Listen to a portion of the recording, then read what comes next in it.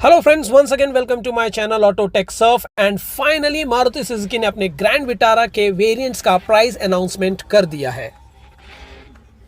एक बात को समझना ये बेहद जरूरी है कि मारुति सुजुकी ने यहाँ पर ग्रैंड विटारा को एक हाइब्रिड की तरह पेश किया है और कहीं ना कहीं इलेक्ट्रिक व्हीकल का विकल्प देने की कोशिश की है। पर यह बात समझना बेहद जरूरी है कि क्या ये सभी वेरिएंट्स में एप्लीकेबल है। तो आज के इस वीडियो में मैं यही खुलासा करने वाला हूं कि कौन से वेरिएंट में ये खूबियां उपलब्ध हैं और उसके लिए आपको कितनी कीमत चुकानी पड़ सकती है। तो चलिए शुरुआत करते हैं।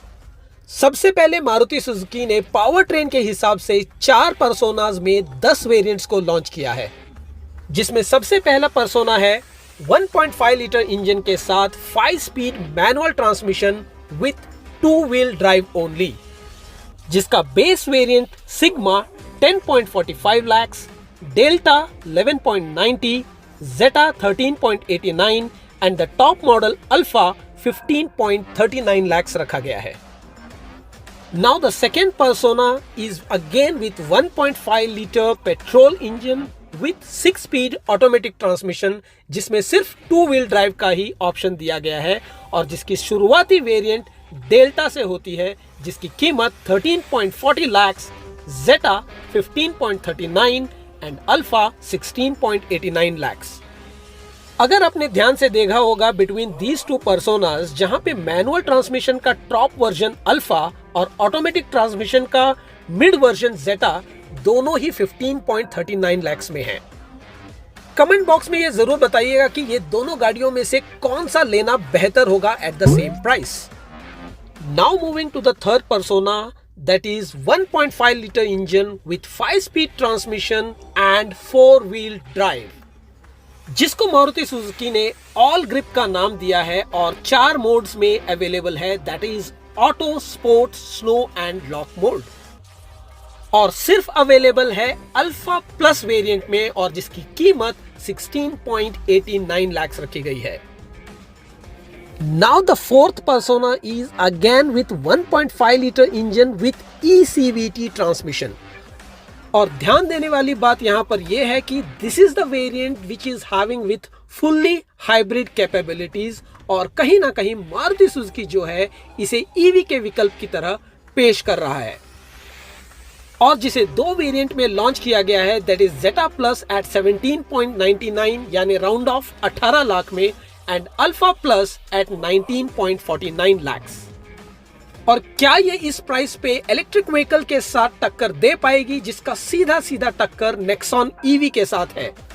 तो अगर ये 2 वेरिएंट ही फुल्ली हाइब्रिड व्हीकल्स हैं, तो बाकी की गाड़ियों को हाइब्रिड क्यों कहा गया है, तो चलिए इसका भी थोड़ा सा एनालिसिस कर लेते हैं।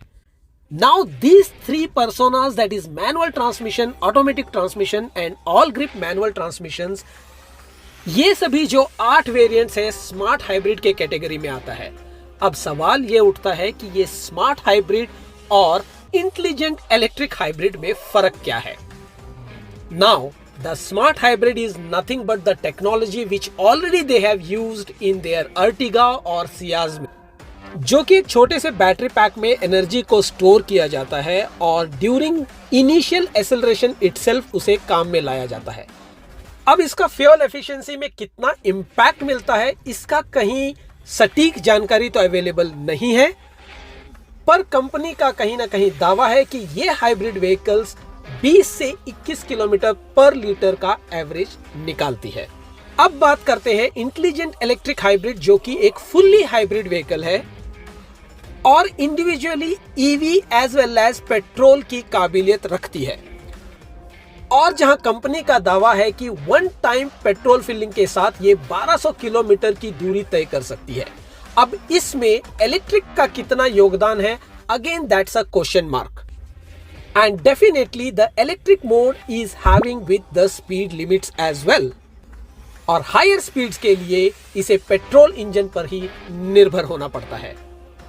आशा करता हूं कि इस वीडियो से आपको कम से कम ये जानकारी मिल गई होगी कि कौन सी स्मार्ट हाइब्रिड है और कौन सी fully hybrid, before you are stepping into the showroom for inquiry purposes.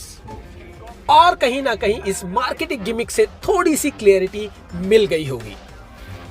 मेरे आने वाले वीडियो में मैं वेरिएंट्स वाइज फीचर एनालिसिस करने वाला हूं, which will going to be more interesting. आपको ये वीडियो कैसा लगा प्लीज कमेंट बॉक्स में जरूर बताइएगा, और मेरे आने वाले वीडियो के साथ कनेक्ट रहने के लिए please press the subscribe button as well as the notification button. Till then take care and happy driving.